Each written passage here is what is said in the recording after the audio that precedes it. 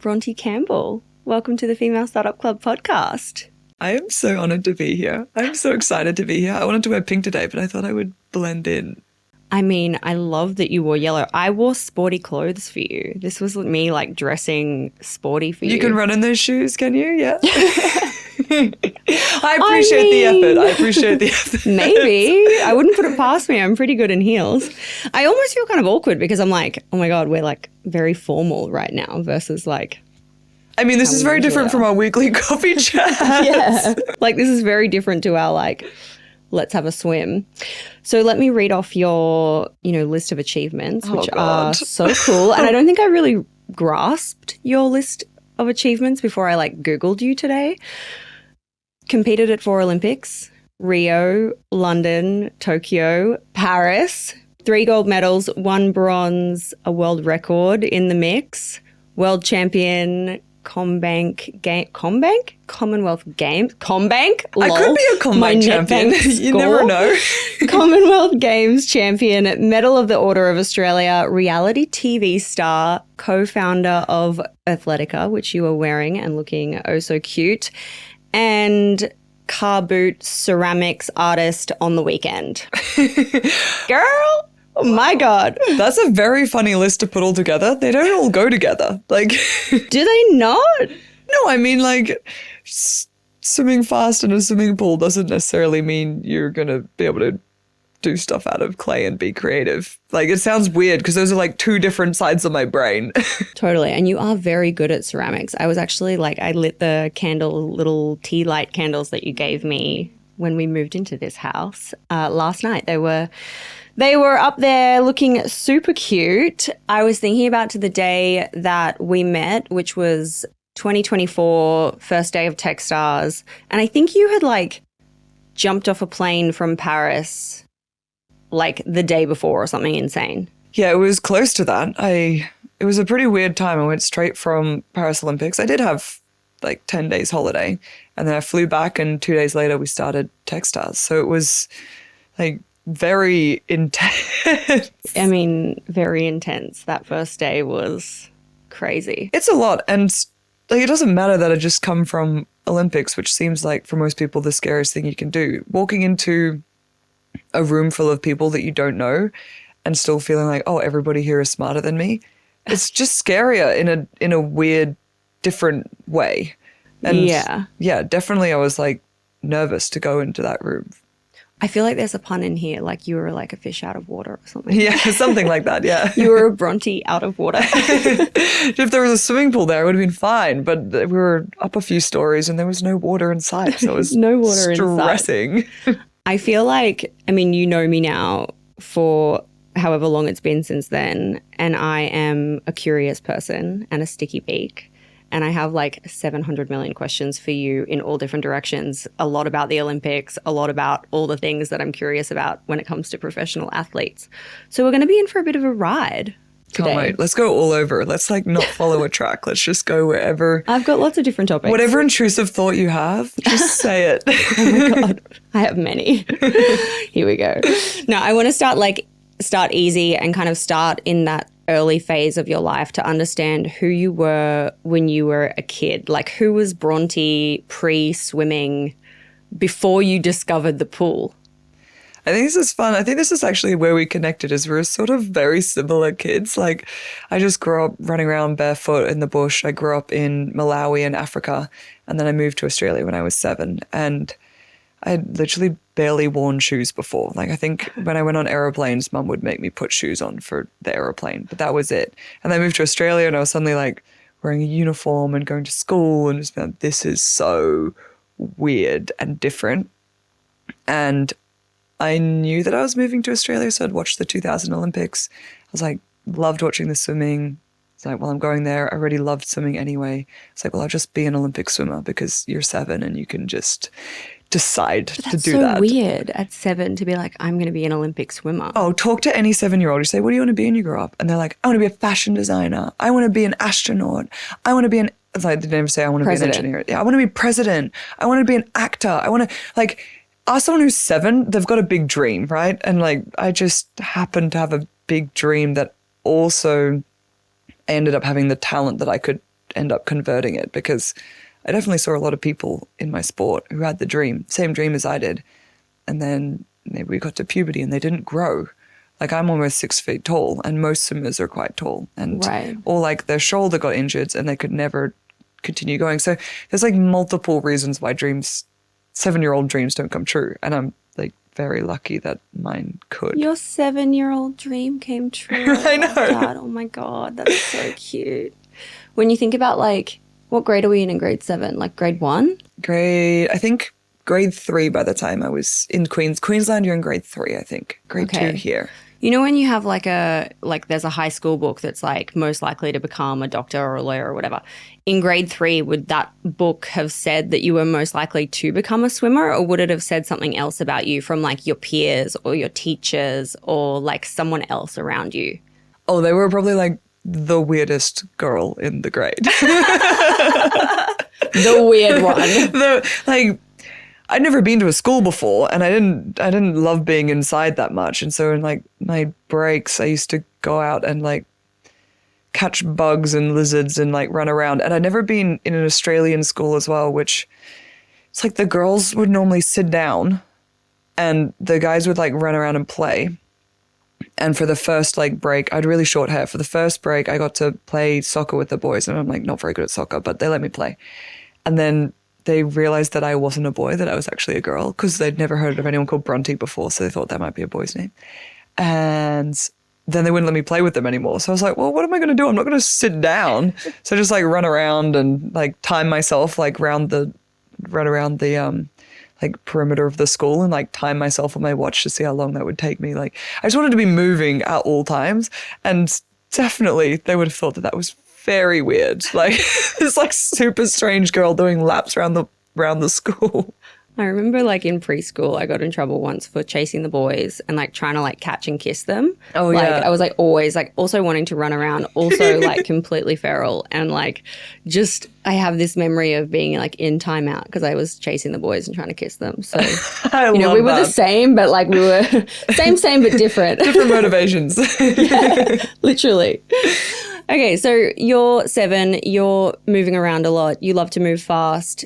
What then gets you actually into the pool, and like what is your kind of early years of being like, oh, I like swimming, I'm going to go to the pool every day? Or like how does it start? I was so lucky. So much of my journey, I think maybe we'll say how much is luck and how much is you. I think like it's like 98% luck.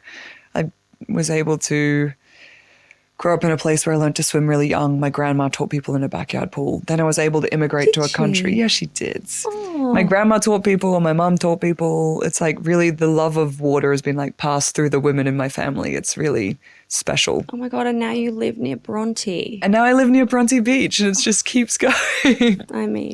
Not what I was named after, but nice that I live close by. What were you named after? I was named after a character in a movie. What movie? It's called Green Card, which it's like Andy McDowell, she's in Four Weddings and Funeral, that sort of era. Okay. Anyways, it's not a big movie, but my mum and dad watched it and saw the name and liked it. Cute. So that's where I got it from. But they used to watch like movie credits to get names, which is quite an old school way of doing it, but I quite like that. Pre the era of ChatGPT. Yeah, pre the era of just being able to generate multiple of whatever you want. So but yeah, I think the women in my family really taught me to love swimming. And then I landed in Brisbane, and this is crazy. Like I used to walk down the street, and there was a pool at the end of my street. And it was a little 25-meter 4-lane little concrete pool and attached to a primary school. And I loved going there, but I also met my coach there who took me for 21 years, took me to 3 Olympic Games. And it is very unlikely that your coach that you have when you're 7 is also going to be the same person that can develop alongside you and develop you into an Olympic champion. And that's really what he was able to do. Had he been to an Olympics before?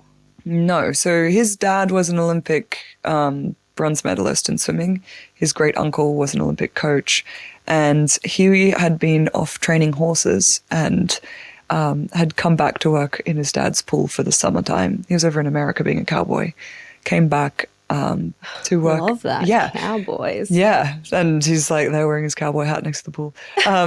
And yeah, then he just developed a different way of training and a different approach, really focused on speed and technique rather than doing really long distances at the start. And yeah, without having all of those things come together, my journey would look really, really different. So much of it is luck, and found a really great environment there where I could keep improving, but I could also find a lot of joy and fun. And it wasn't, I mean, it was hard work, but it wasn't difficult to want to go every day. But I don't know, because I'm kind of like, and I have a whole like note card on parenting that we're going to get to at some point, but I'm going to jump ahead for a minute. I'm kind of like, yeah, unbelievable luck. Totally. I hear it. But I'm also like, if you're 7, 8, 9, 10, 11, 12, 13, 14, 15, 16 years old, you've still got to have like, you've got a different brain to the other kids around you, to have the like drive to go to the pool every day and to put yourself in these positions that it's hard, right? Like you're being told to swim faster or whatever it might be, or eat differently or do this, which is, it's hard for a kid, right? To understand discipline and have the drive, but also have supportive parents who are like, okay, cool, we're also going to support this dream of yours and whatever that might look like, making sure that you get to the pool on time in the mornings, or waking you up and making sure you have an alarm or whatever. There's like the factor of you and your brain.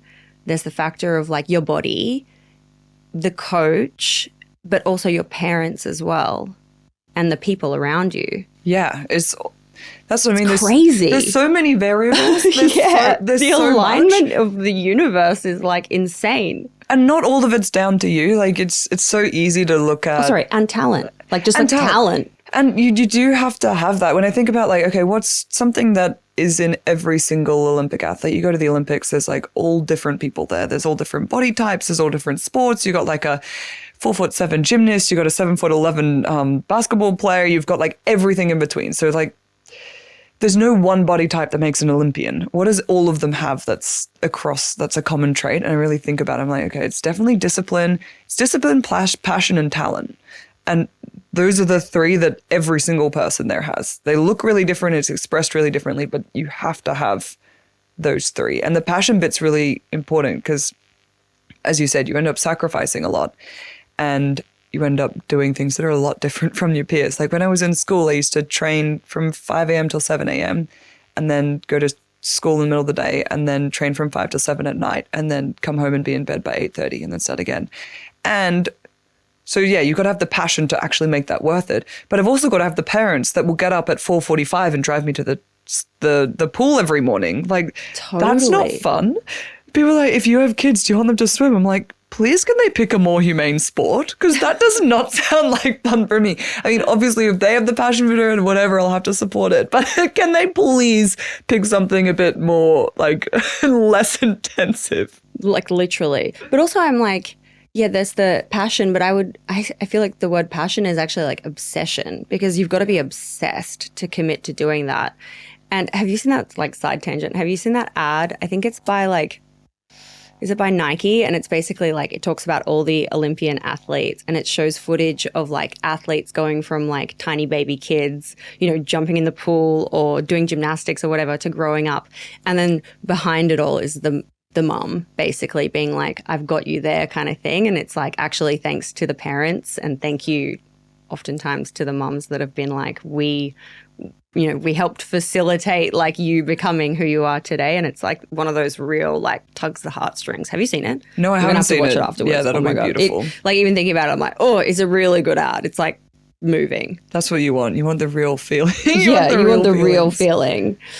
So at what age, when you're like, you've met your coach, you're doing the things, you're doing the hard things, at what point do you realize like, okay, I'm actually a bit different to my peers and my friends, like my brain is a bit different and I actually am like going to the Olympics, like the goal is the Olympics? Oh, when I was 7. Oh, okay. Like it actually was at 7. It was actually that clear, and I was an absolute pain in the ass. I was literally the most annoying person. I'd go to training and I'd be counting how many laps I did, and then I'd be counting everyone else's. And if they like skipped anyone, I'd tell them. And I was like so intense. Like I actually have got weirdly less intense. Do you have like ADHD? And I don't know. But I am like this version of me that you're seeing now is a very different I feel like version. you're describing myself back to me, but in a different way, like in a different lens, expressed in a different area. Yeah. I'm also much more chilled than I used to be. Yeah. You learn to be a little bit more chilled. But I think I decided when I was 7, but I wasn't very good. Like I wasn't immediately great at swimming. I definitely had some talent there, and then we worked hard at it. I think I won my first like national medal when I was 13. But by the time I was 13, my older sister, which we also have to make part of the discussion, is by the time I was 13, she'd gone to her first Olympics already, because she qualified for her first Olympics when she was 15 years old. So it's a very weird thing where like I always felt, I never ever felt like whatever I was achieving was enough of a thing. And I always wanted to keep. Because you're in like the shadow of what she was doing, or more just because you had a role model essentially being like, this is what you do next? Yeah, I think it was like, you could see what was possible. Like I could see it happening in front of me. I saw it like on a minute level happening.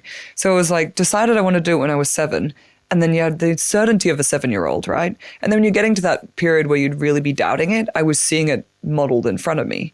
But then I had to have hip surgery. I had glandular fever. I had post-viral fatigue. At 13? At 14, 15, 16. Oh, it took about 2.5 years to recover from all of that. So I like had seen it happen for someone and then was seeing it like slip away from me during those years. And there is it was a real chance that was the end and I was never going to be able to compete or swim again. In that time, so when you're kind of sick and you're kind of like, oh my God, it's slipping, it's obviously your brain is like not an adult brain. You're not fully used to like dealing with chronic stress and chronic pressure.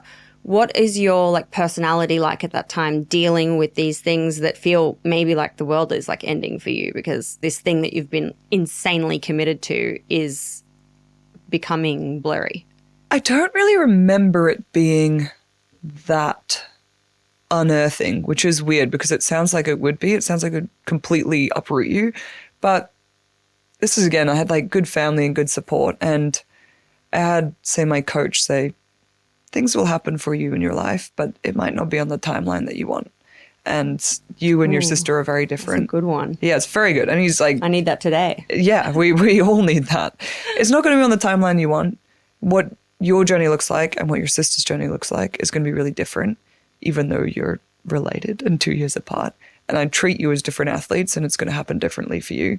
And then we always had a plan. So my parents were very good at taking what I wanted seriously. So it's like when I had a hip injury, it was like, great, we'll go see a sports doctor. We need to do the hip surgery. Then we need to do some... Hip surgery, just by the way, sounds fucking intense.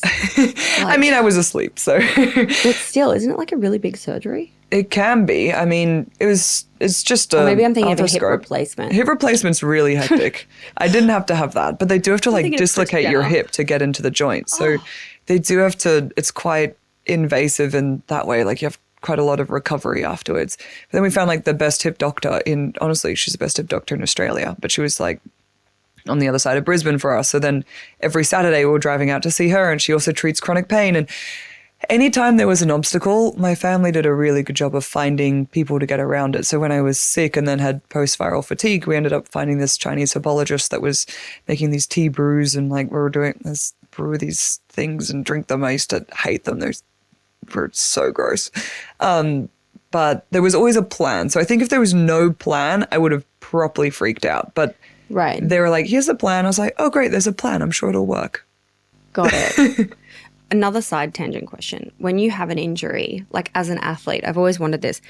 Do you get like special kinds of drugs and medicine? Like, you know, they'll be like, cool, we know that you've got to compete, so we're going to put like an injection in that's like a magic injection to make your knee feel better. Like, how do athletes perform when they're injured? I don't get it. And I'm not talking about like illegal medicine. No. I'm talking about like legit, like, do you get like an adrenaline shot and you're just like good to go? Like, I feel like you told me once you were injured when you did one of the Olympics, like your shoulder or something. And I'm like, but how did you compete then if your like shoulder was hurting? You're a swimmer.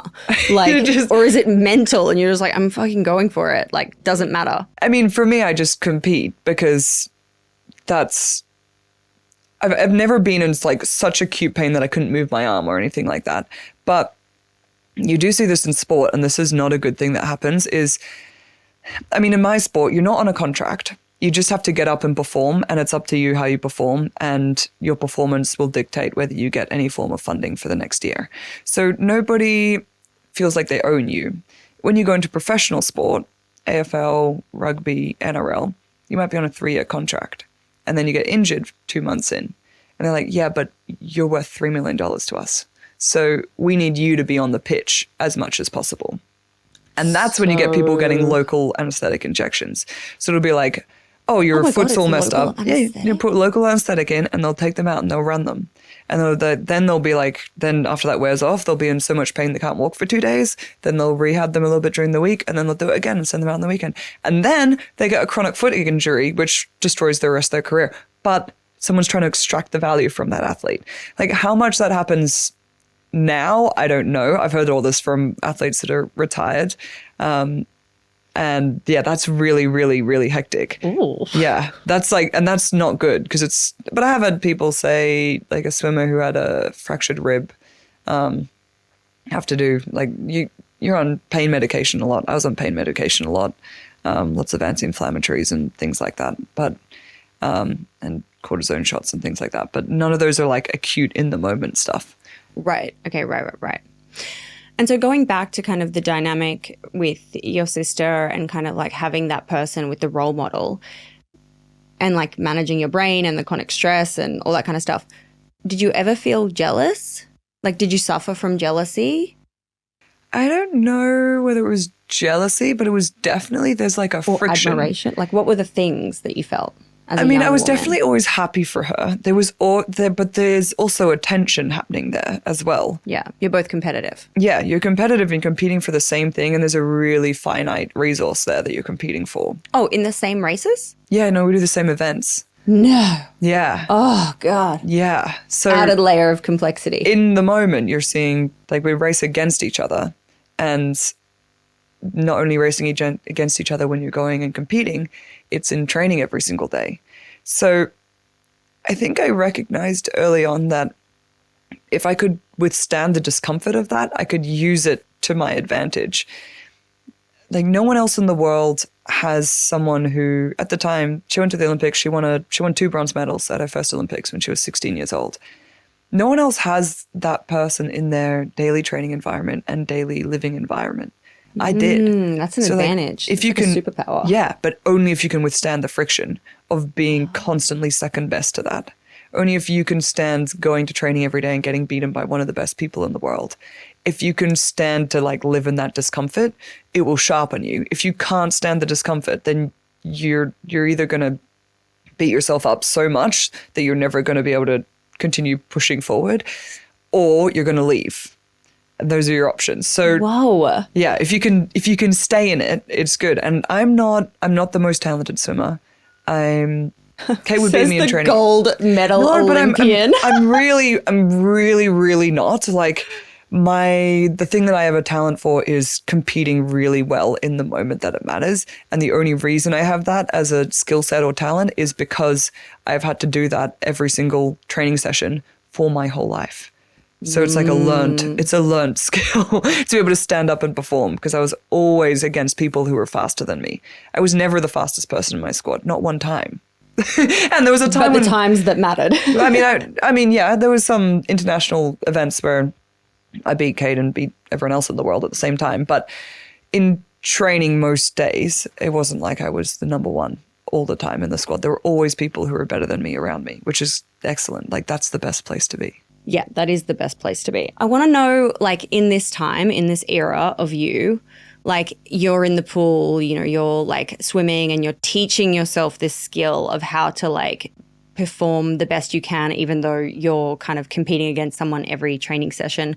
What is your like actual inner dialogue? Do you remember what your brain was like, what you would say to yourself? Like, what was your internal voice saying? I always find it so interesting because my fucking internal dialogue can be so loud sometimes that I'm like, shut up. Yeah. What would you tell yourself? My internal voice is quite positive in the moment, but I think it's actually one of my really, really big strengths. I didn't realize that other people don't do this. Like, before any effort or session, I would just be like unbelievably convinced that I was going to do a great job. Even if I felt like tired and exhausted, I'd be like, some of your best things have been when you've been tired or exhausted, or like people can perform when they're tired or exhausted. You're going to be great. Or I'd be like swimming along, like picturing how good my technique must be looking. Like really. Ooh, visualization. Yeah, but like while I was doing it and like overlaying that onto what I was actually doing, like the feeling of what I wanted it to feel like on top of the feeling of what was actually happening.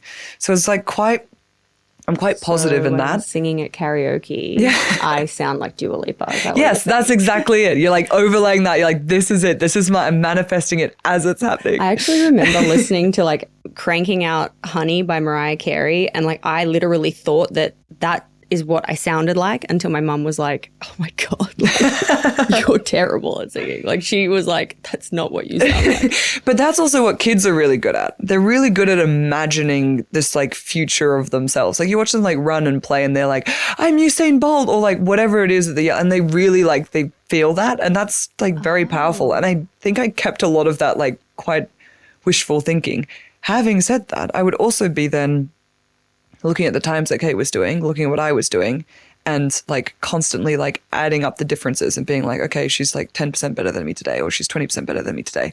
And there were times where that was like really, really hard. So like I would get to the end of a session, I'd be like crying into my goggles. I'd just be like, you're shit, you're terrible, you're dreadful. Like, so there's a lot of like very positive talk and like very positive, like you can do this, you can do this. And then like as soon as it was over and it hadn't worked, it would be like, all the wheels off and like super, super harsh. Like even while it was happening, so you had like repeats of something and one repetition wasn't that great. I'd be like, oh, well, if that one wasn't great, it means I've got more energy for the next one. Like constantly turning it into like, it's positive, it's positive, it's positive. I think like the energy of keeping that up, then at the end would just like fall away and it would just be like this vacuum of like negativity. So it wasn't always like, it couldn't keep it up all the time. And then what was the dynamic with you and your sister then? Would she be like, oh my God, it's okay, you're going to be great? Like, or was it more like, we have to keep separate these emotions kind of thing? Yeah, I wouldn't have shared that with her. I wouldn't have shared any of them with her. Oh, she wouldn't know that you're crying. Would your coach know that you would be upset? Or he also would be like not in the loop of that kind of stuff? No, he'll probably notice it. If he noticed it, he'd pull me aside. But most of the time it was like, internal. If you cry into your goggles, no one can see you. How do you you just let the water out at the end. It's fine. Salt water. Yeah. How do you think that kind of shaped who you are now and how you deal with your emotions now? Like, if you were upset, would you cry in front of someone, or would you be like? Oh, I cry all the time now, but I really used to keep it like very like I think from when I was like 18 till I was 22. I don't think I barely cried at all. Now I cry all the time. Like if you show me that ad you were talking about before, I'll probably cry. Like I cried literally it's just all the time. bubbling up. Yeah. It's a lot of emotion. I used to like really compartmentalize. I think that took like quite a lot of energy, but I'm a lot more relaxed now, as we were saying. Less intense, more relaxed. Right. Okay. And so when you were kind of like then entering, how old were you when you actually like, you got, I don't know what the terms are here, but like you get assigned to going to the Olympics or you get like picked to qualify. You qualify. That's exactly what it is. You know, I watched enough fucking ice skating during the Winter Olympics. That you qualify. I should know that. So you qualify at what age to go to your first Olympics? I was 17. And you were going to go to Rio? Tokyo, no, London. London. I don't even remember. London. Which was what year? 2012. 2012.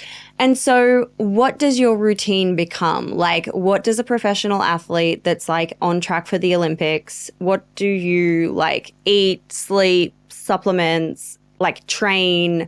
What's like a day in the life of a 17-year-old Bronte at that time? It doesn't change very much once you qualify is before you qualify. So in swimming, to qualify, you go to one meet and you've got to come first or second.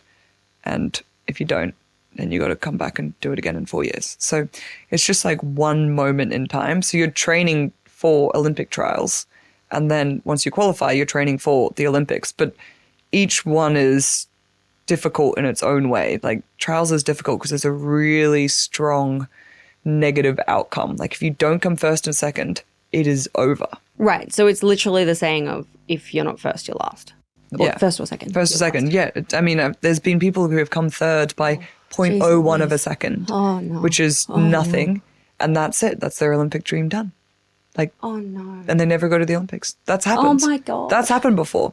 So that's the reality that you're living in for Olympic trials. And then when you go to the Olympics, it's like obviously big and scary in the Olympics, but you don't have this like big negative thing. Like what's the worst thing that can happen here? Like I'm already at the Olympics. Do you know what I mean? Mm-hmm. Which obviously you still want to do well. And there's like this desire to do well, but it feels different from trials.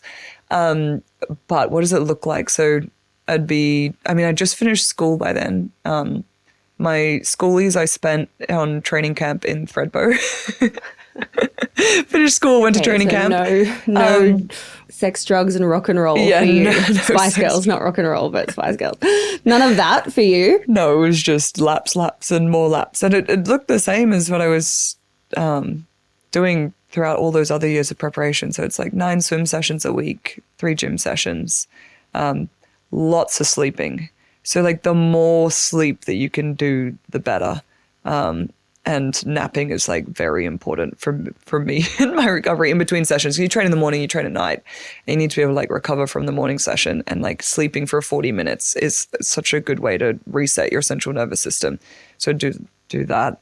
Once I'd finished school, I could actually do that. When I was at school, I obviously couldn't. Going to school as well, right? Yeah. Oh, jeez. So that year in 2012, I finished school in the end of 2011 and then qualified for the Olympics in April of 2012.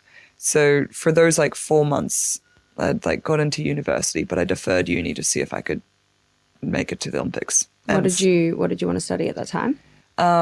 What did I put in for? I think I put in for a business degree, which I ended up going and studying anyway, but I waited until after the Olympics to start.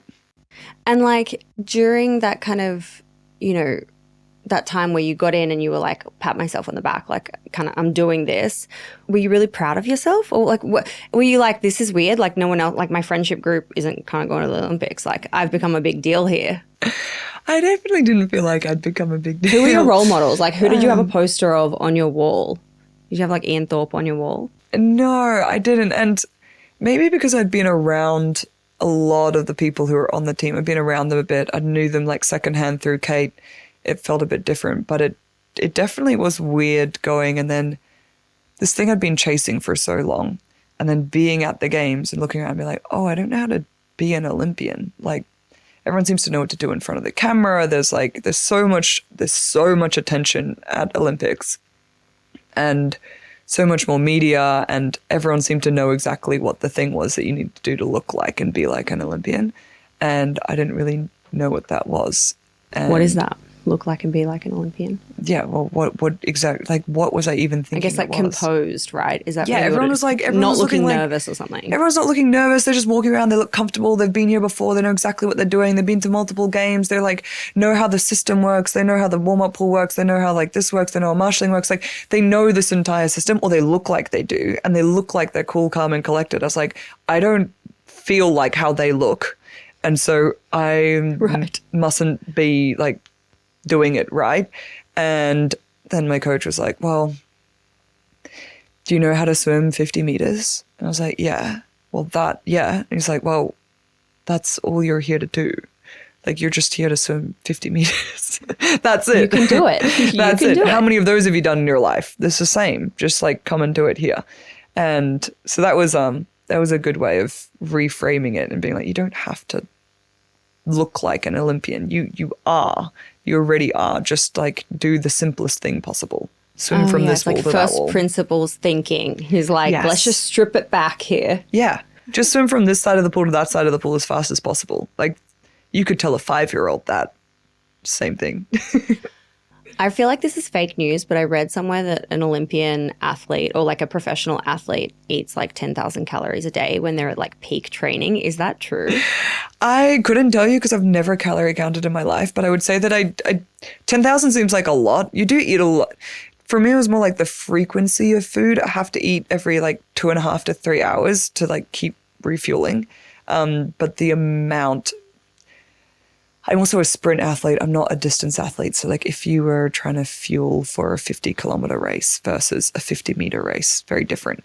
Having glycogen stores is like incredibly important. So having enough like energy in your body to convert it into speed is super like important. Those little gels that you eat when you're running a marathon? Yeah, That's like a bowl of pasta, but in a gel? Yeah. So having like carbohydrates that you can burn is really important. But my output is a 30-second race as opposed to a like 4-hour race that people can put themselves through. So different fueling obviously for different events, but having enough fueling is the number one thing. Like it's like a scientific like formula, right?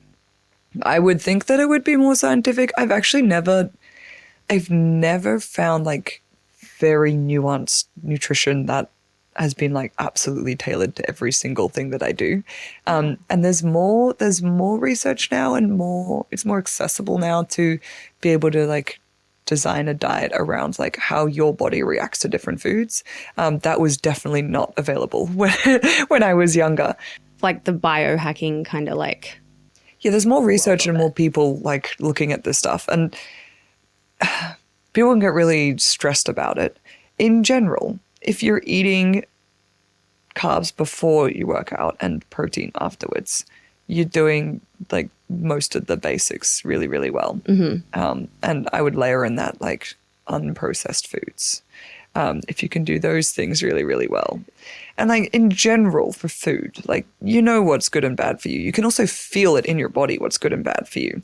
And when I got injuries later in my career, I found some foods like really inflammatory and I could like eat them and you would be able to feel worse afterwards. Like what? Like sugar. If I ate like I could definitely feel like if I ate a dessert, I would like feel it in my shoulder maybe like 2 to 3 hours later. And like really, I think processed food, anything that was like processed, I'd be like, nah. So you got to get rid of all of that. Anything that had, I don't know, flavors 365 or whatever. So like strip it back, all natural stuff. The grape solo that I drank earlier. I mean, I'm sure it's got lots of natural grapes in it. I'm sure.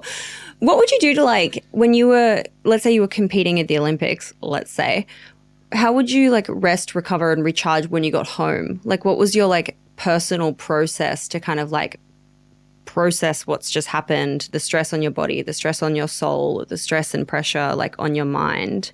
Like as a young woman, I feel like it's just like you just must have had this different level of maturity to be like, okay, I need to actually like rest and recharge. And like, what did that look like for you? Oh, I don't think I did a good job of that. Yeah. You're like, I was loose. I was partying out the back. Oh, no, I mean, I think that's also part of it. You have to have, if you've got pressure, you've got to have some way of release as well. I think I was actually really bad at letting pressure release. Like I would just go straight on to the next thing. And in 2012, when I just turned 18 by the time those Olympics came around, and I was coming home from them and got a call that my brother had gone into life-saving surgery, and we were on our way to the closing ceremony. And we were like, whoa, shit. Like literally, do we come home now? And they're like, no, you're not going to get home quicker. You just have to find out if he's alive, like when you get home. So that was like talk about like a come down from like, you're at the Olympics. It's like, and now something like real is happening.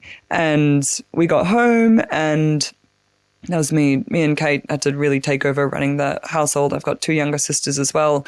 My dad had to be back at work. My mum was full-time in the hospital with my brother.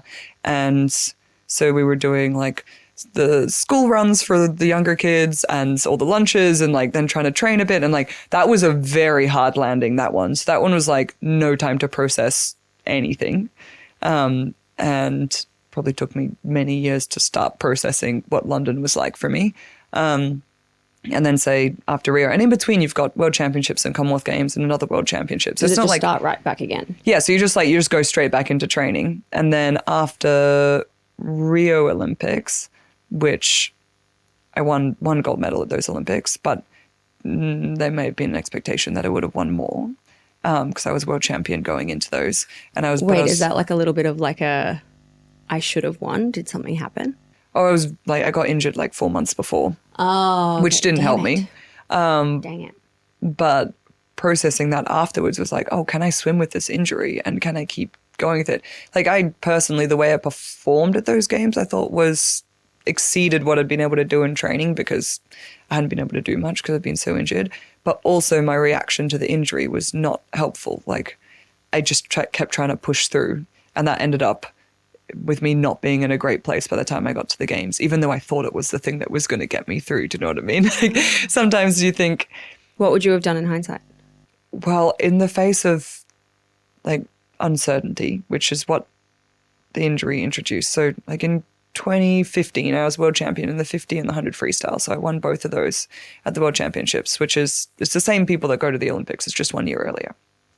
And so I knew like what I needed to do to be at that level. I knew I needed to be doing chin-ups with 40 kilos around my waist. I knew I needed to be getting, oh my God, we measure our lactate, which is like that burning feeling that you get in your muscles. That's lactic acid buildup, and you can measure that. I knew I needed to be getting that above 20, like 3 times a week, which most people can't get it above 12, but I can produce a lot, and you can push your body and learn it to be able to withstand that amount of pain and acid in it. I knew it. I knew the kilometers I needed to do. I knew it, right? So like I had the formula for success, and then I got injured, and some of those things I couldn't do. Like as I was getting like really high lactate stuff, it was a nerve injury, and so that would really like wire up my entire system, and I would get really, really sore from that. And chin-ups was really painful for me, but it was like my main strength exercise. And so I kept being like, well, I have to do these things to be successful. And these are the things that make me successful. I can't not do these. Whereas probably a better thing would have been to like open up and be like, okay, what are different ways that I can get to the same outcome? And whether I could have done that in the short amount of time that I had, I don't know. But that's what I did for the next 2 years, was like, okay, I can't do these things anymore. What's another way to get the result that I want? I ended up having to go on nerve drugs, and I used to go fast in my first 50 meters of 100 meters and then like hold on.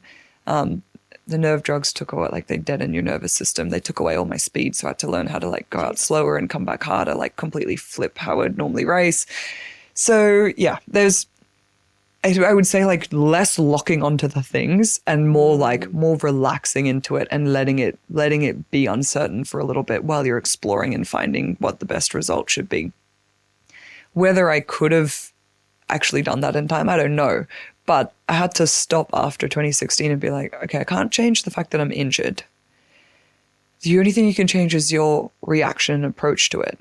And that's the only thing that's going to make a difference going forward. Like I still felt like I competed really well with the injury. I was like within 0.4 of my best time, which was pretty great considering where I was at physically.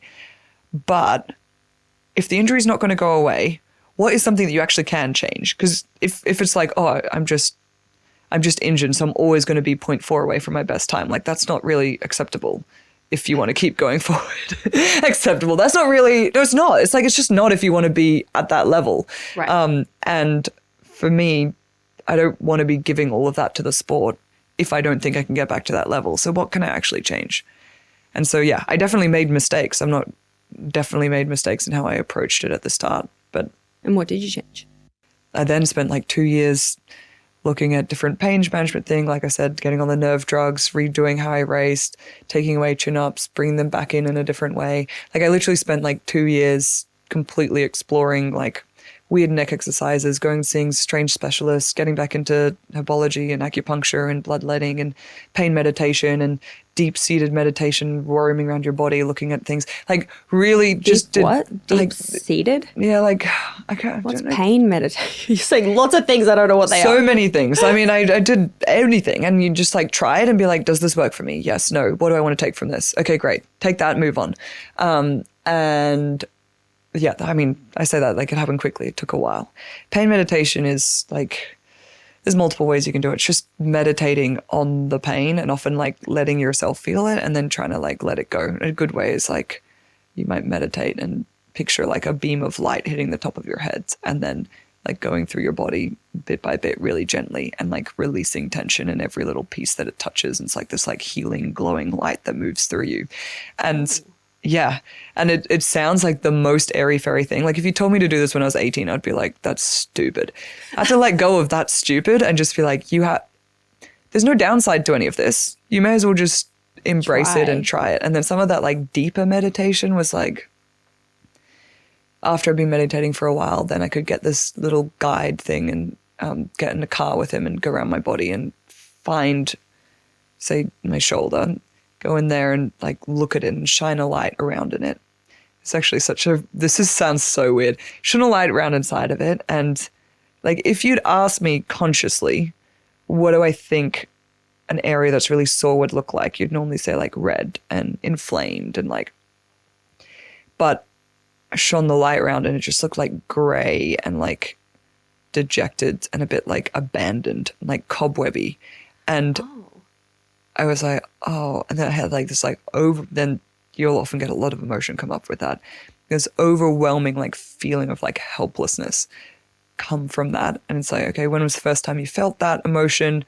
I was like, I have no idea. And then it's like, look down at your feet when you first felt that emotion. What are you wearing? I was like, well, I'm not wearing any shoes. I'm 5 years old and I've been left behind on a big hike because no one thought I could do it. And I was too young and I wasn't able to do it. And that's the same like feeling that I was literally like holding in this injury, which was making it worse because pain is not just in your body, it's in your brain as well. And I'd had these stuff for so long that there was like emotions attached to it. And not only was I like in pain, I was also like angry at my shoulder for the pain that it was causing me and getting like wound up with this feeling of helplessness every single time I was in pain, which was all the time. So that's a lot, right? That's a lot. Unlocking all of that, and then there's a heap of work to do after that as well. But there's some of the things that I was like, well, you may as well just try it. You have to. Yeah. And brought up some interesting things. And that was a really big unlock with my shoulder, was being really grateful for the work that it was doing and not treating it as like this burden and this like thing that I was hating. I could be so angry at it for not being able to do its job properly.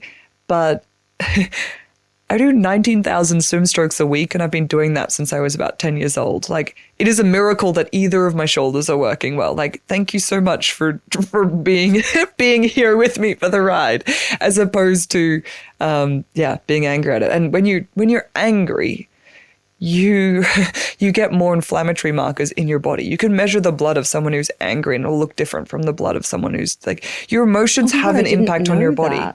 Yeah, I want to measure my markers. You can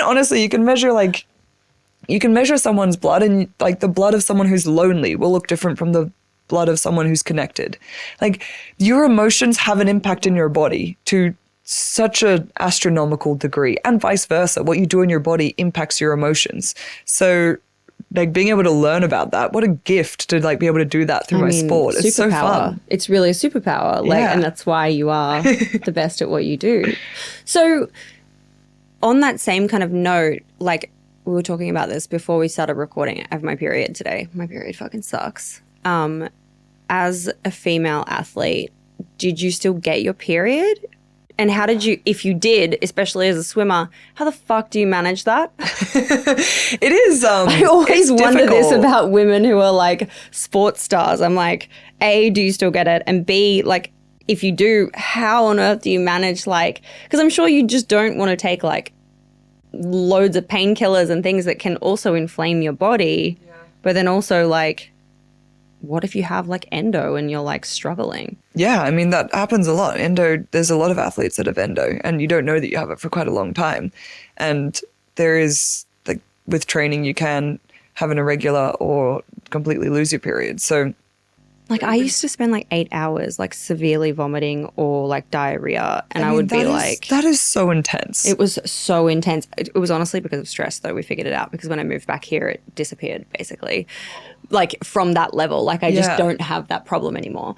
And I'm like, there would just be no chance of doing anything on a day like that. There would just be like being on the floor. So like, how were you managing that part of your life? I mean, I was lucky that I didn't have really intense periods. But having said that, if I was competing on a day where it was before or when I was on my period, you get like a lot of pain from lactic acid after a race, and I would very often vomit after a race, but then I would get like the most intense like back pain, and like it feels like someone is like punching you in the kidneys. And knowing going into a race that I was not only going to have like the normal race pain, but I was going to have this extra period pain afterwards was like so much dread. But you just have to deal with it. But as I got older, like I was on other hormone things, so I was on different, like, what's the thing in your arm? Or like the bar. The bar. I don't know what it's called. Yeah, so things that like managed it and made it a little bit flatter was really good. I was never like super all over the place with my periods, which was good. But yeah, I tried the pill at some point. That was not good for my training or my emotional state. Seems like a weird thing to give to a 14-year-old, but whatever. And then, yeah, I was on the bar and like used other contraceptive devices more as a way of managing the actual cycle for me. Yeah. For performance. But it's really hard. Like, what about it? Like, what if it's like the day of the Olympics? It is. Like, that's I've competed at the Olympics with my period. Like, what? What do you mean? It is. That was just so unfair. It just is. And the Olympics, by the way, you think the Olympics measuring who's the best in the world. The Olympics is actually measuring who is the best person in the world on this day for 30 seconds. That's what it's measuring. And there's so many variables that go into that. I will say that like, when you've got a lot of adrenaline in your body, you do end up being able to get up and do a lot more things, but you might need more recovery. And I think that there's not been a lot of research into it. There's not been a lot of research into women's sport because sport has not been for women. So it's an area that there's more research that needs to be done. And it's also very individual. So it's really difficult. There's people who train around their periods because there's like times in your cycle when you might have more energy or you feel stronger, or there's also times in your cycle where your joints are a lot looser. And particularly if you're doing like an impact sport, if you were doing like tackling or fighting or anything like that, knowing when those times are is really important. But like only now is that becoming really mainstream because most medical research in general is done on men. And then if you layer on top of that the amount of sports research that is done on women. So there's still a lot like coming out now. But I think I was just, again, like really lucky that it never had a big impact on me. But I definitely have spun with people that they wouldn't have been able to get out of bed on that day. So it's just hard because you don't get to pick the time. Yeah, literally. I mean, women are amazing. They are. Is that something that you're interested in when you talk about like research on, women in sport? I feel like we haven't talked about that as a topic before ever. No, I think it is really interesting. It's interesting seeing this stuff come out now and like seeing this next generation of women who have so many different sporting opportunities ahead of them. And there's been women in Olympic sport for a long time, but Olympic sport is not a super big moneymaker or well-funded. Like most Olympic sports are not commercial sports. They're not what you would quote unquote call professional sports. But now you got NRLW, AFLW, you've got the A-League and soccer and I don't know what they call the women's league within that. But you got the Matildas, which are the biggest sporting team that we have in this country. They've got like the highest brand score of any sporting team. For men and women? Yeah, really? That's so cool. Oh my God. Well, I feel so happy to be at the finals the other weekend. Yeah. And how special does it feel being there? And how and you've got like the IPL overseas where like these women are competing and they're actually earning money for the first time. And for the first time, the women are now worth something as well. They're worth something to the league because they're earning money to the league. And so now there's like the investment in it. And it's the same as like lots of men's sports were amateur and not professional, even up until like the 1980s. And then they became professional sports and the athletes were able to earn money off of it. And the like clubs and leagues were able to earn money off of it. And then it's like, oh, now we've earned $5 million. We want to put $1 million aside to see if we can get people to stay in the sport for longer or whatever it is, And so being able to have like commercial value means that you can then have investment back into things that bring more commercial value to you and to the sport. So it's definitely been interesting. And I was at Collingwood's football club last week with a bunch of their AFLW women and just looking at them training and being like, this is a possibility for you in a way that it wasn't for me growing up. Like there was a time in my life where I was like, I love footy, I'm going to play footy. And it was like, Mum was like, what, you're going to play on the men's team? And I was like, yeah. And she was like, no, you're not. They're so much stronger than you. And I was like, well, I'm going to do it anyway. And she was like, please don't do that.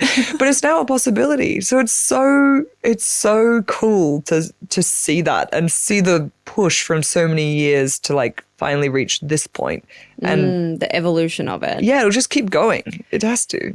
One of the things that was coming up kind of when I was researching, you know, what are people curious about? What are people talking about online when it comes to professional athletes who go to the Olympics and compete at the Olympics is like, how much money do you earn as an Olympian? Do you earn money if you win a gold or a silver or a bronze medal? Do you yes, you must get paid from the perspective of like a sponsor deal or whatever, but the business of how the Olympics works and how an athlete makes money in that kind of sphere. How did it work for you? How did you earn money in the Olympics? Yeah, it's a really tricky. And how were you commercialized, I guess, as the star? The Olympics in particular are really tricky because when you go to the Olympics, you sign over your IP rights. So you sign over the rights to your image to the IOC and the AOC, so the International Olympic Committee and the Australian Olympic Committee. I didn't know that. For how long? Forever? No. You sign it, yeah. I mean, they can use your image forever. I mean, like they use your image in all the clips, like forever. They're allowed to use it. They're allowed to use it to promote the Olympics. And you don't make money on that? You do not make money on that. So the sponsors sponsor the Australian Olympic Committee for millions and millions of dollars. And then the Australian Olympic Committee provides training environments and supports the athletes to then like go to the Olympics. And they also fundraise to get athletes to go to the Olympics. So like when the cost of taking athletes to the Olympics is actually all through sponsors and philanthropic donations. It's not government funding. Then in that ecosystem, there's government funding as well. But which doesn't come from the Olympics. That's so bizarre because also like government funding from the perspective of like if you're going to a city to compete at the Olympics, like that city is like booming. Yeah, well, the government funding comes direct to the athletes. That's not to do with like going to the games. Going to the games is purely from the Australian Olympic Committee. And then you have the Australian Sports Commission and the funding that sits within that. And so that funding is for like more for bringing health and wellness outcomes to the nation through inspiring the nation. So then if you're like top 4 in the world, you'd be on a podium potential funding. And that is like 20 to 30 grand a year. And so that's what most nothing. That's what most Olympic athletes would live on. But when you go to the Olympic, you go to the Olympics, you not only do you sign away all your image rights, you also earn a media blackout. So from 2 weeks before until I think it's 4 weeks afterwards, you cannot post about your personal sponsors at all. So say you've gone out and hustled and you got some personal sponsors, you are now not allowed to talk about them in the time where you've actually got any sort of platform to give them any leverage. So if you're a sponsor sponsoring an athlete, like you can't sponsor me and I'm going to wear your brand at the Olympics. The brands are very tightly controlled. Like you can't walk out on deck wearing something that's not from the Australian Olympic Committee branding or the IOC branding. That's it. Those are the only things that are allowed. You're not allowed to post about it. You're not allowed to talk about it. So it's a really interesting space, and especially as it moves away from brands used to like sponsor and do a campaign and like it would be a billboard campaign or even a digital campaign. Now it's like most people are doing social media and collabs, and then suddenly like all that social media has to be blacked out for 6 weeks as well. So it's a really weird system. We've seen interesting things, say like in the NBA in America, where they had a similar setup and then they ended up doing profit share with the athletes to pay the athletes. So whatever like they're bringing in from the sponsors, they profit share that down to the athletes. Can that work on a global scale? I don't know, but it is pretty weird that like there's millions and like there's billions of dollars generated from the Olympics, and not a cent of it goes to the athletes from the AOC or the IOC who are generating that income. That is so weird. I wonder what the research shows in terms of, like back in the days, there was that stat going around that was like, kids, when they grow up, they want to be an Olympian or they want to go to the Olympics and they want to be a professional athlete. That was like the number one job or whatever. Whereas now the number one job is like, I want to be a YouTuber. And so the shift in the sentiment of being an athlete has changed. And then if there's also not the incentivized kind of commercial aspect of being like rich and you're like, okay, well, it's not going to be a high earning kind of career to literally sacrifice my body for the country, like, and sacrifice, your teens and all the things that you have to sacrifice. I'm like, I wonder what the research shows around the trend of people becoming athletes, like more people becoming athletes or less people becoming athletes, and like that's just so unfair. It doesn't make any sense. I would say most people are not in the sport to be making money. I would say that's not like the reason. Like if you've got the true passion to be there, it's definitely not it. But when you're at the top of your field, you expect to once you get older, it's more difficult, right? So like my decision to come back and compete when I was 28 and I was at EY earning a normal salary for the first time in my life, that's a very different decision than wanting to do this when I'm 15. Like those are very different things. And then you can make, obviously outside of Olympics, you can make money and you can have sponsors. So then I would have private sponsors as well outside of that. But my first sponsorship deal I signed was for $500 a year and equipment. And this was when I was number 5 in the world in my sport. And they said, oh, we don't think that, we're not going to put you on a base. So often there would be like a base payment for the year for being an ambassador and then performance bonuses. So they're like, we're happy to give you a 20 grand performance bonus if you win, but you're going to be on $500 for the year.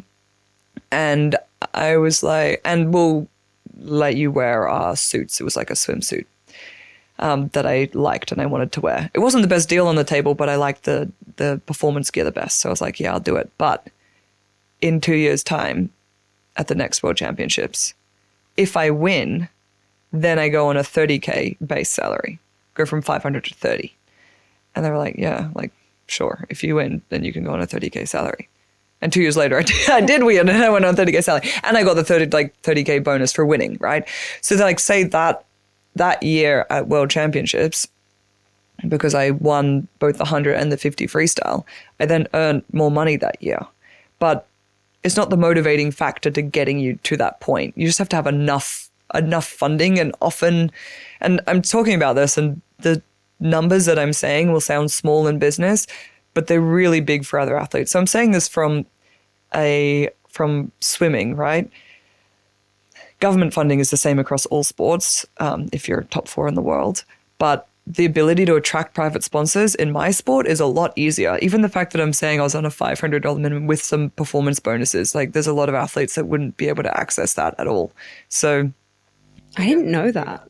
Yeah, it was it was a very funny thing to sign on, sign away and you'll do all these appearances, you'll do all these posts and like in return you get $500. Like any other industry, if you're like at the top of your field and the top of your game, literally, like you usually see your like kind of, remuneration like increase as well.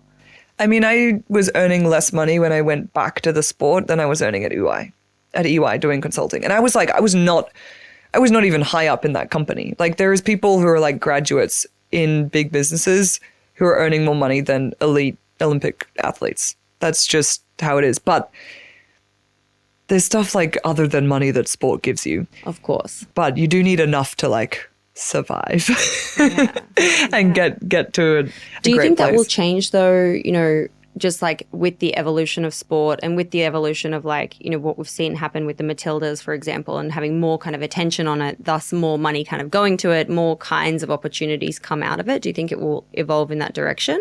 I don't know whether Olympic sport will. I don't know whether that's the trajectory that it's on. I mean, you would think yes, but it's quite a complex model and it's also global, so it's like even more complicated. I would hope so. I mean, to flip it to the other side, the reason why it's so controlled and you get those blackout periods, the reason you have that is because the brands that want to associate with the Olympics and what the Olympics stand for are paying an absolute premium for that. And so you need to like control it really tightly. You can't just have anybody saying that they're part of the Olympics or in any way associated with the Olympics, even to the point where saying things like Paris 2024, you couldn't have said that in any advertising unless you're an Olympic sponsor. And they've got a whole network of people that are like coming down on anybody using the Olympic rings, like in any way trying to associate themselves without paying really highly to be part of that ecosystem. Whether that's like keeping that protected is important for the Olympics to be able to exist, because it's becoming more and more expensive to put the Olympics on. And what the Olympics means for people is it's a really strong brand. It's like one of the strongest brands and oldest brands that you have, if you think about it from like that point of view. It's like very highly just stands for excellence. And if you want to be associated with excellence, this is the brand that you have to buy into. And so the brand's got a lot of value, but like how do you get the value down to the athletes, and how do you also make sure that the games can keep going in a more sustainable way? So we're seeing it being very difficult for countries to host and put up a games. And whether it ends up looking like it's a little bit more dispersed, or whether there's like one hub that people come back to every 4 years. I don't know. It's probably going to look a little bit different, and it depends on how well navigate the cost part of the business as to whether there'll be enough prosperity in it for it to come down to athletes. So I don't know what the changes will be. Do you think the Olympics will exist in 100 years? Yeah. Yeah, I do. I don't think it'll be recognizable from what it is today. Ooh. Please elaborate. Any specific predictions? I think it's quite possible it'll be fewer sports than it is now. And I think it'll be in one place all the time, like one base. Yeah. Or like a few core cities, like a roster kind of thing. Yeah. Like obviously surfing can only be in a few spots in the world. So, I mean, they did that already in Paris. Like the surfing was not in Paris for the Paris Olympics. So yeah, seeing a little bit more dispersed, possibly like, I mean, who knows how the world is going, but there being big centers built over in the Middle East that are big, like sporting precincts that are big areas that like have the capacity to host some of these really incredible things. Like that could be a place that it's always centered on the same thing. So no city has the thing of putting up, which I think is a shame, because I think it's a shame it hasn't even happened, but it would be a loss, because there's something about like going to a new city and like seeing that city come alive, and like, as you were saying, the amplification that city gets. Like, yeah, like 2000 Olympics puts Sydney and Australia on the map. Oh my God, that means Brisbane's going to be on the map. Yeah, it's going to be. I'm excited for the Brisbane. Brisbane's going to be so fun. I'm excited to be friends with an Olympian at the Brisbane Olympics, where we both grew up and went to school. Isn't that cute? It's going to be so fun, and like so fun. What it does for the city moving forward is it lets like these big infrastructure projects get done that they wouldn't normally be able to get done. Like, you know, the Harbour Tunnel. Like that was built for the tunnel that goes underneath the harbour in Sydney. Oh, like here. Yeah. Here. That didn't get built. That got built for the Sydney Olympics. Oh, really? Yeah. Oh. And it's like the city wouldn't work without that tunnel. Yeah. Yeah. That's crazy. There'll be stuff like that happen in Brisbane, and I know that there's a big cost associated with it. So there's a lot of people that are like, oh, we don't even want the games. It's like, it's not good. It's we're spending too much. And they love it. I do hear that, especially in a cost of living. It's like, why are we spending billions of dollars on this thing? Mm-hmm. But I think the value that it brings, like not just at the games and when you're loving it, but like afterwards for the city, I've seen that be really great. I've also seen it be terrible. Like Athens and Rio are a great example of like, they built all this infrastructure. They couldn't maintain it. It's all decayed. It's awful. Like, I mean, the village in Rio, there was a hole in the side of the building. There was like, the pipes didn't work. Like it was not good. And realistically, they were not like set up to be able to actually deliver the games that they wanted to.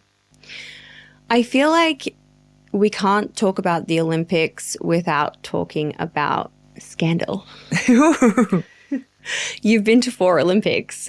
You must have seen some scandalous things happen or been on the sidelines or, you know, been, I don't know, around stuff. Like, what happens when you're at the Olympics? Like, is your coach being like, you know, texting you or emailing you being like, this has happened? Like, I was looking up the scandals that happened at 2024 Olympics. What scandals happened? Oh, I don't know. There was like assault, there's like doping stuff. You know, there's like in all the directions, there's some level of scandal. The same way, like during the, you know, you and I were talking about during the Winter Olympics, the scandal between like the ice figure skating judges and whether that was like, you know, on board or above board or below board or whatever.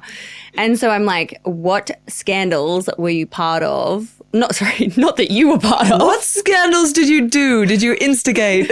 What is your connection to knowing scandalous behavior at the Olympics?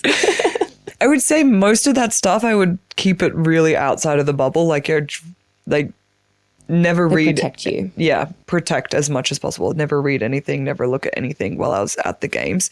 I mean, probably the biggest cultural moment that I was on the ground for was Raygun at Paris Olympics. Oh my God, like, right. That went into a global phenomenon. And we were in the village, we'd finished competing, and then we had to leave. You have to leave after 48 hours. You have to leave the village, but then I was coming back for the closing ceremony.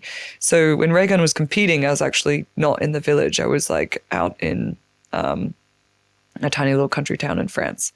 And so that was all blowing up. I was like, what is happening? And then we all got back together with the team, and like Rachel was there and everyone was part of it. Because she was also on like a bit of a blackout for that period, right? Like she would have been in the bubble, not out of the bubble. No, she was in the bubble. Yeah, so like she wouldn't have really known what was happening outside of the bubble. She definitely knew because it was so big. Like there's some things that you can't stop. And like that was like astronomical. Like going from like really not a lot of people in the world knowing your name to like Adele mentioning you at a concert 2 days later would be so surreal and so weird. And not all of it was super nice. Like there was this fun element of it, and then there was like death threats and people being so angry.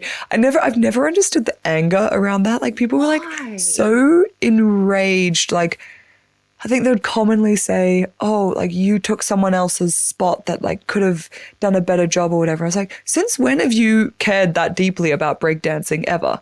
That's not what you're actually angering about. Like you're pretending that's what you're angry about, but it's not. It's I don't even know why you would be angry seeing that.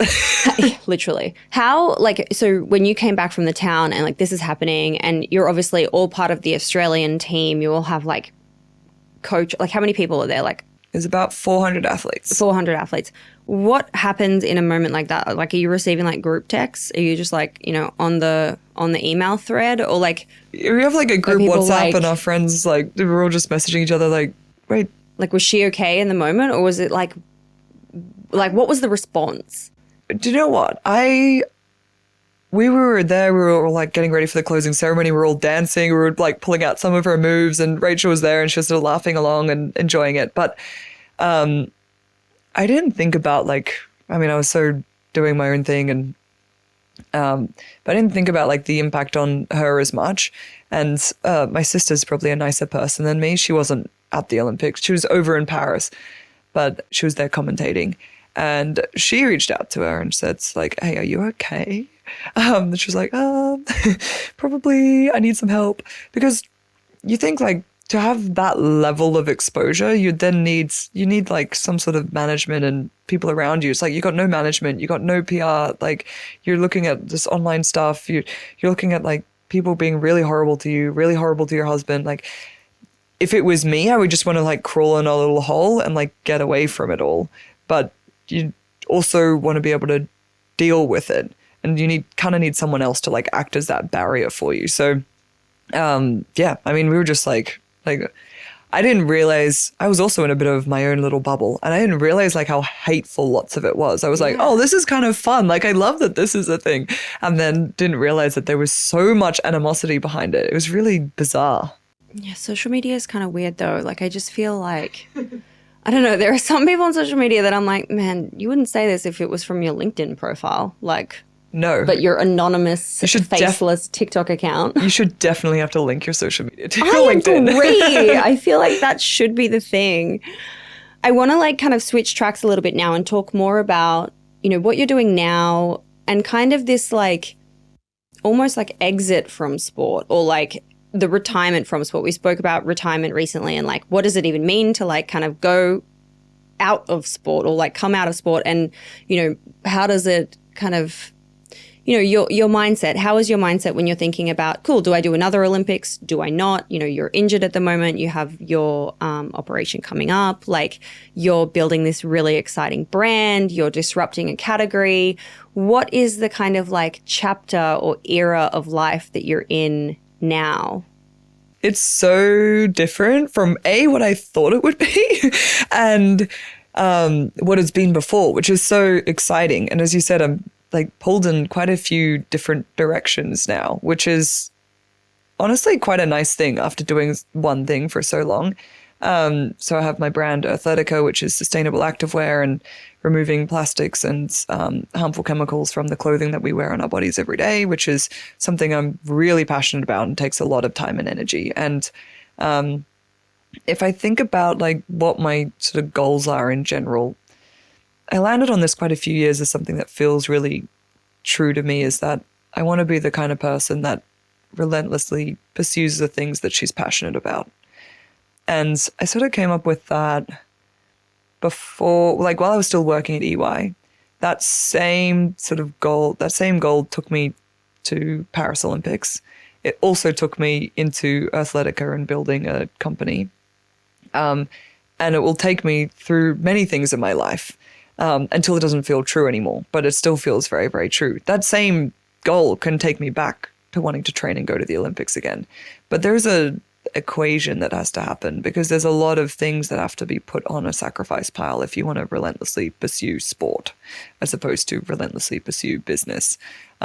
Sport is way more of a lifestyle than businesses. Yes, being a founder is difficult, but I don't have to move cities and states. I don't have to be in pain all the time again. I don't have to possibly look at things like if I wanted to have children in the future, what does that look like if you're competing every day? Like, so there's... I didn't even think about that.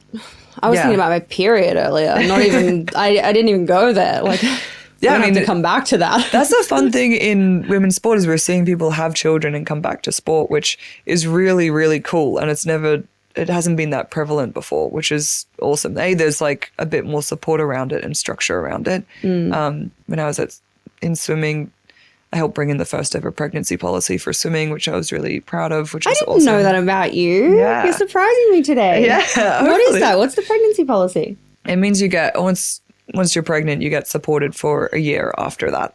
So normally it would be like, okay, you're pregnant, you can't compete, you're done, you're out. So that's amazing. Oh, and if you're the primary caregiver, which most of the time the women are, then you get a hotel room and someone who can travel with you to look after your kids up until they're, I think it was like 2.5 or 3, I can't remember. How do you introduce a policy like that? How do you do that?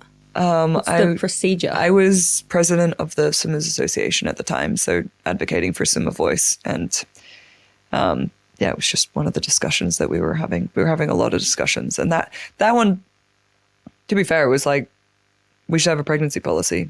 This is what I think it should be. And they were like, yeah, absolutely. So that wasn't a big process. Also weird that there was no policy before. Well, because before it was like, you have to quit to go have children. Like the idea that you could have a swimmer that would be a parent, be a mom, and then come back. Like we've got swimmers who are dads, but like they don't have to take any time away from training to do that. It's obviously still hard when you have a little baby, but it's like you're not pregnant for 9 months. So it's like very different and your body doesn't have to recover from that.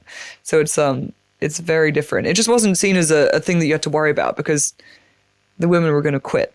The women were going to quit in order to have their babies. That was what it was before. Right.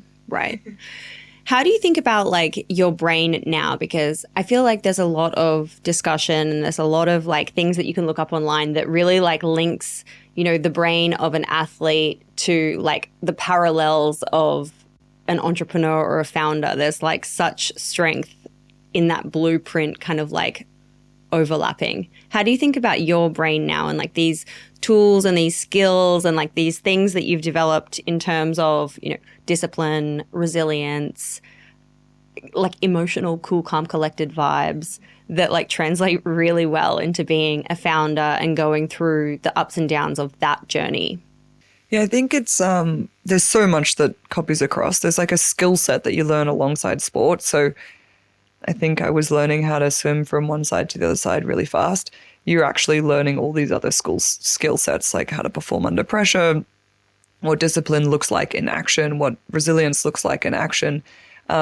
I think one of the ones that's really applicable to startups in particular is this idea of it takes a long time to get great success. And in startup world, I hear a lot about like there's a lot of chasing that like hockey stick growth or that one moment where it clicks. And there's a lot of chat about that one moment. But if you've been in sport for a long time, you know that most of the learning and the value comes from the grinding that happens before that one moment. Like I compete for one moment. I compete for a minute every 4 years at Olympics. And like it's literally a minute. It's less than a minute. So that's crazy. Knowing that minute's important, and whatever the moment is in your business, whatever that like magic moment is, that's important. But it's only going to occur as an output of all the other minutes that come before it. So like the grind and like the being down in the weeds, the unglamorous part, like that's where you're going to spend most of your time. And like knowing that beforehand, but also knowing that that's the valuable bit is something that I think is not talked about, particularly in founder. Like people they say, oh, it's hard work, but they don't like say how long and hard that work is, because we all want the quick sugar fix like success story. And those ones, I mean, it happens for people quickly. Don't get me wrong. Sometimes it does. You get like, I don't know. There's still like there's always something. There's still the decade of getting there Yes.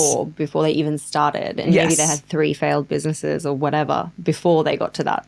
Yeah. One moment or whatever. Even the quick win stories are not quick win stories. Yeah. And so like deeply knowing that It's in a your lie. soul is like so important going into building a business.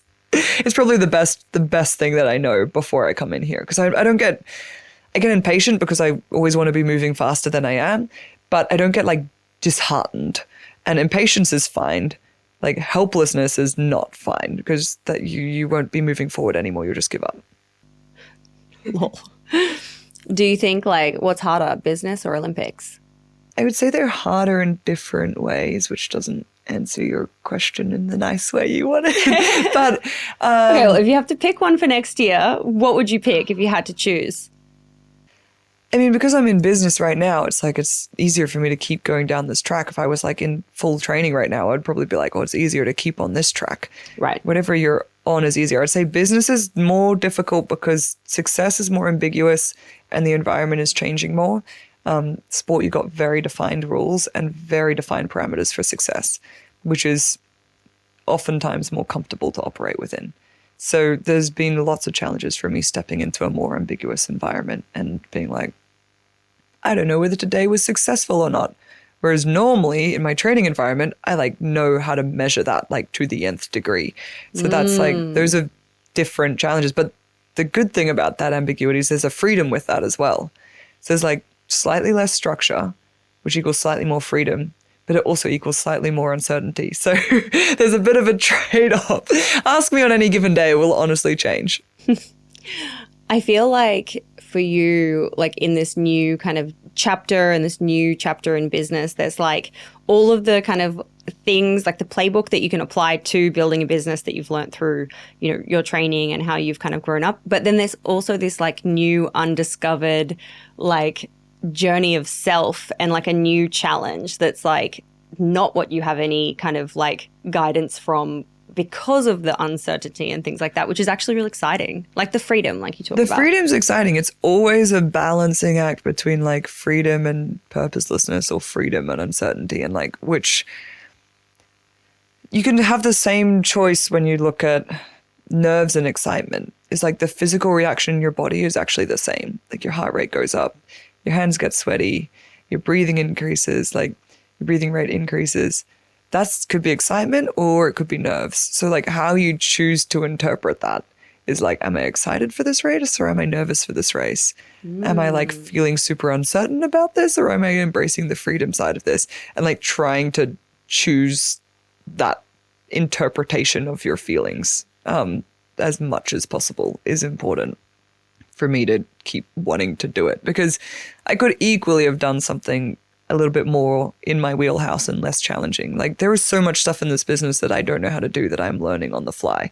And that's really uncomfortable, going from being an expert in what I do to being a beginner and doing really poor attempts at things and then just getting better at them.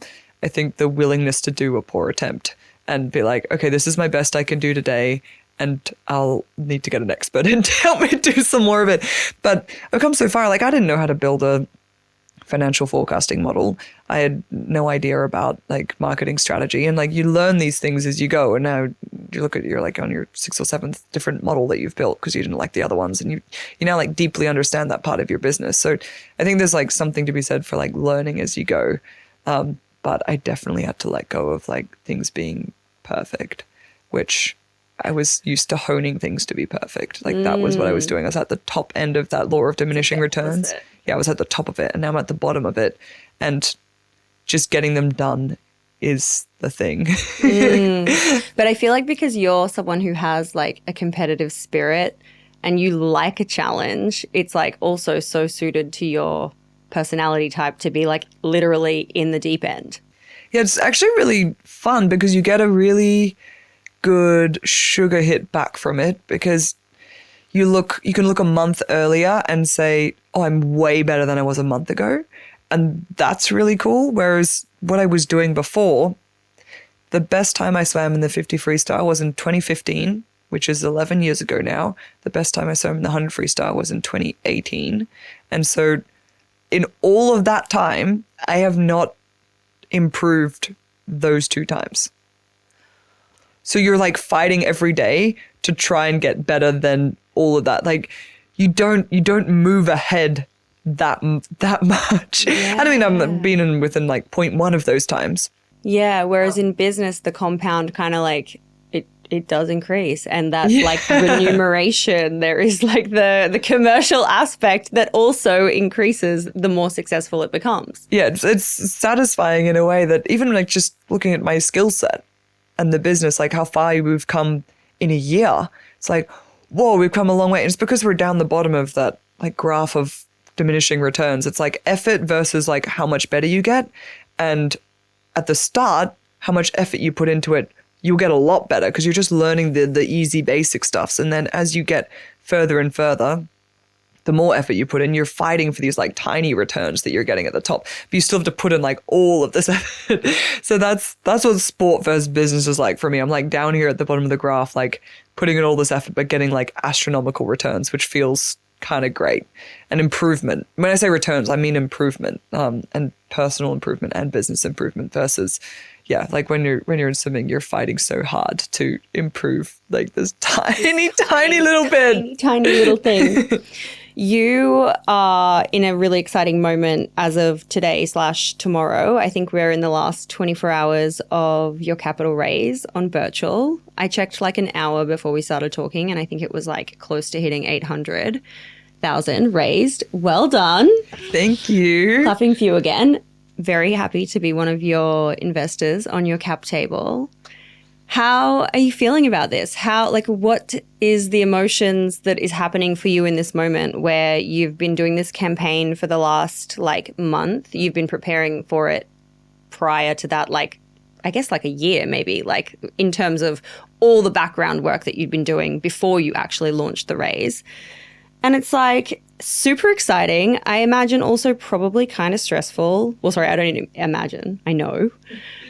What are you feeling? Well, because I've talked to you about it. Yeah. I mean, I think, honestly, the biggest emotion is I feel very grateful that people want to be part of our journey, and grateful to have you on board, grateful to have other female founders who invested in us and been we want to be part of this business. We want to be part of the future that you're building. And to have, I think we've got about 300 investors. So about 300 people have been I want to not only say I like what you're doing, but I want to put some money behind that and I believe in you.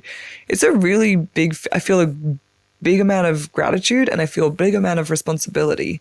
I'm used to chasing excellence for myself all the time. And now I'm like, okay, I've got to do it for these people as well. And it's quite motivating. In terms of like raising that amount of money, it's just going to do so much for our business. And I'm so excited to operationalize it and get Earthletica going to the next level. And I'm excited for me, but I'm also excited for this cohort of people that are coming along. And anyone who's come in, I really view them as like, they're now a partner in the business and I have to treat them as a partner in the business. And what's going to be best for us as a whole as we continue to move forward. Capital raising is not something I knew. I literally knew nothing about it a year ago. Like I'd barely heard the word VC. So it's one of the ones that you end up learning as you go. And I've never gone, I spent last year talking to a lot of different people across investment landscape. I've never gone away from a conversation with nothing. There's always something. Like a lot of them were no's. That's fine. But it was either an introduction or an insight, and asking for very honest feedback from these people can feel very intimidating, but it's been really useful. And it's shaped where we are now. Like if I didn't have those conversations a year ago, as you said, we wouldn't be doing this raise now. I wouldn't even have known that crowdsourced fundraising was a thing. Lots of learnings. What are you excited about? Like, you know, if it closes in 24 hours, what does next week look like? What does next month look like? What does the rest of this year look like that you're like, I can't wait for this thing to happen? Well, I mean, next week looks like me getting ACL surgery, so that's got to happen first. Oh my God, it's here already? Oh my God, it's April. Yeah. What? Yeah, it's happening. No, I forgot. Like I happening. knew it was happening, but I also kind of forgot. Right, okay. I've got to do that, which is There's actually, a thing to be done. It's a really good time. I put it off until after my wedding and after the raise because I needed to get through those two big things. And now I needed to dance on tables. I needed to dance, obviously. I needed to be able to fly, go around and see investors. So anyway, we did that. It's good. And then this month of April will be like a rebuilding thing. The thing with the crowdsourced fundraising is you don't actually know how much is going to come in. You've got a minimum that you want to raise. And you've got a maximum, and you don't know how much is going to come in. So we've got like a rough skeleton plan of what we want to do with that funding. There's a reason why we're raising. It's to invest more in marketing and new product as very high level. But then once you've got the final figure in, it's like, okay, great. How do we actually plan this out properly? So April will be a lot of planning for that, which is a good time for me to be immobilized because I'll be on my desk a lot and with the team a lot, making sure that we're building that and start testing properly in marketing and then continue to look what that looks like for the next 12 months. It's really about, for us now, we've spent so much time in supply chain and building a really great supply chain that can scale. It's now like, okay, let's switch into the supply chain and product we've done for sort of 3 to 4 years. And now it's like, okay, let's switch into the selling side of things and look at marketing properly and deeply. So that's my next little thing to jump into. God. So exciting. So exciting. I love that part of the journey. Well, that's the one where you're an actual expert. Like you are literally the marketing queen. You are though. You understand it on like a neurological level. Lol. I'm just going with the flow. I'm always just going with what feels good. I'm a gut feel kind of person. Well, your instincts are just on. Like that's what I mean. Like you have a talent for it. Like I do not have a talent for it, so I have to get in there and manually learn the skills. And like you can get to a certain level. I'm never going to be like you because like you understand it like in your body and it just makes sense in your brain. There's like a level that you can theoretically learn, but I'm never going to be like, oh, just on like you are all the time. It's like it's like amazing watching you do that. Listen, we're here to talk about you. When I was thinking about like what I wanted to finish with in this episode, I just wanted to ask you kind of like two final questions. The first one is like when you look back at all the different things you've done and now thinking business and sport and life and like just everything, what are you most proud of in terms of your accomplishments in your life? I'm most proud of a really strong community I have around me. And that's it's not any of the things that we've talked about now, but I still have friends that I went to high school with. I have like a really strong community around me now who I'm really connected with and I see lots of the time. And that's where I get a lot of meaning in my life, like having really long and deep relationships. And it's quite difficult when you're quite driven and you're all over the place. And for a long time, swimming comes first. Now the business comes first before a lot of these things. But being able to still maintain that and build that, I think I'm quite proud of that group of people, that I can be connected with them, because it's not, I actually think that is the thing that'll bring me most like joy and longevity in whatever the other things are. If I didn't have that, I don't think I could do any of the other things. So yeah. I love that. Okay, this isn't my last question. I'm squeezing another one in because I didn't ask it before, and I feel like now I have to ask it. When you're like with that answer, off the back of that answer, what is it like, you know, if Benfield, your husband, was sitting here right now and I asked him like, what's it like dating and like going through life with a professional athlete who has another top priority that kind of probably comes ahead of you at sometimes. What is it like for him, like dating you and like obviously now being married to you, but what's it been like from that perspective of cultivating that relationship and like prioritizing the two? It's really hard because, I mean, we were dated for 8 years before we got married. And for like 4 of those years, I was living in other cities because I needed to get my thing done. And when I was considering going back and training and competing for Paris Olympics, I had to move cities again. And that was obviously going to take a big toll on our relationship. And I was like, I really wanted him to be part of the decision. I was like, you have to be part of this decision with me. Like, this impacts both of us. Like, this is our life that we're planning together. This is how we're living right now. It's going to change everything. Like, I'm not going to be able to earn as much. I'm going to be living in Canberra. You're going to be living in Sydney. That's going to be the next 18 months of our lives. Like, we're not going to see each other, blah, blah, blah. Like, we need to plan this because it doesn't just impact me. And he was like, no, I refuse. I was like, what do you mean? Like, I need you to help me make this decision. He's like, no, because I will never, ever, ever stand in the way of something that you want to do. So you need to decide whether you want to do it or not. And if you want to do it, then I'll make the sacrifices to make that happen. But I'm not going to weigh in on this. I'm not going to tell you that I prefer you to be here. Like, it's obvious I'd prefer to spend time with you. But even more than that, I prefer you to do the things that you really want to do. And like, that is so special and so rare. Like, he's always been like that. He's like, well, I understand that it's part of who you are. And so I would never try and clip that. If anything, it would be like me making the decision to like make it easier for him.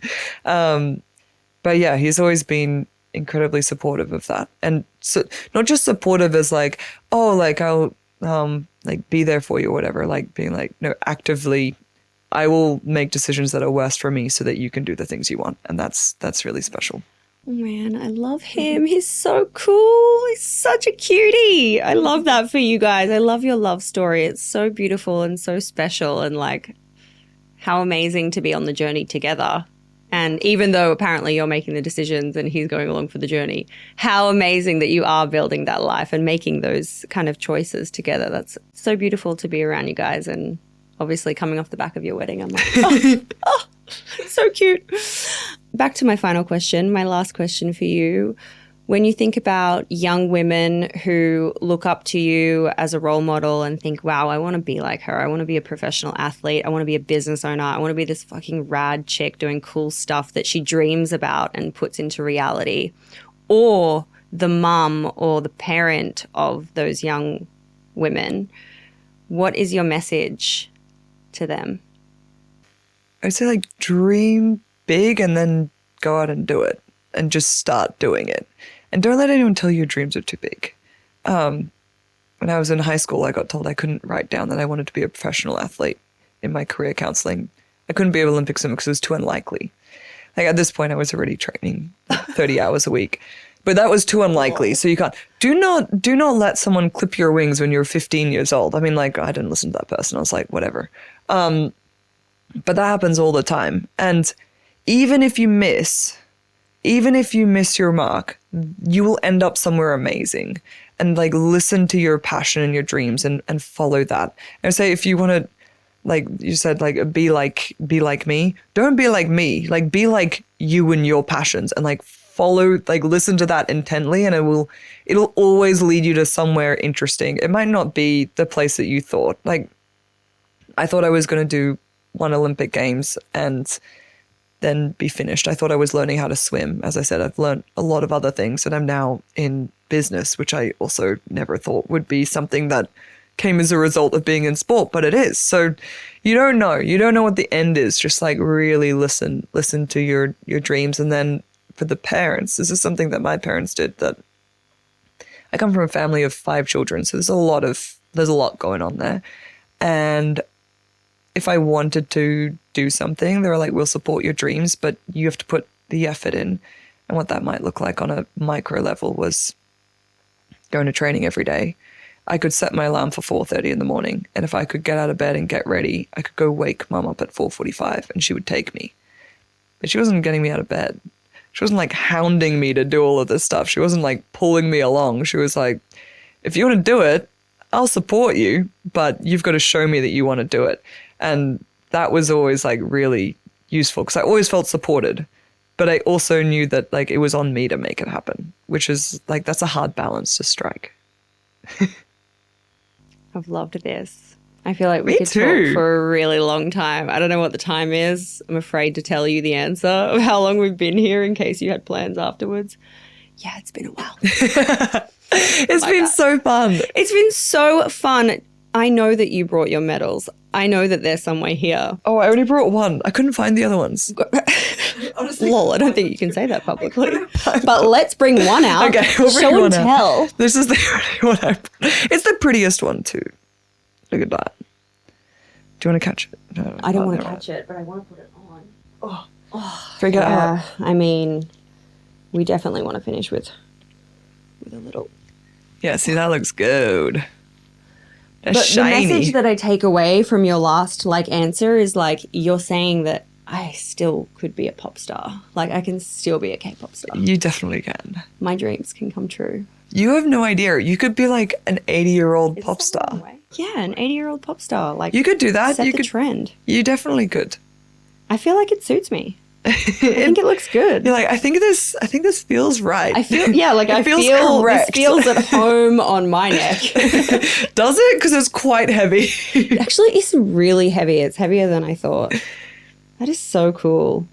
Thank you so much for taking the time to come on the show and tell me all the things. What a pleasure. You've got an open invite. You can come on the show anytime. I've been dying to come on. Yay, in the pink room. In the pink room. I'm so excited. New studio. The best. The best. This is by far the coolest setup I've ever seen. I agree. I agree. I did it. I agree, to be honest.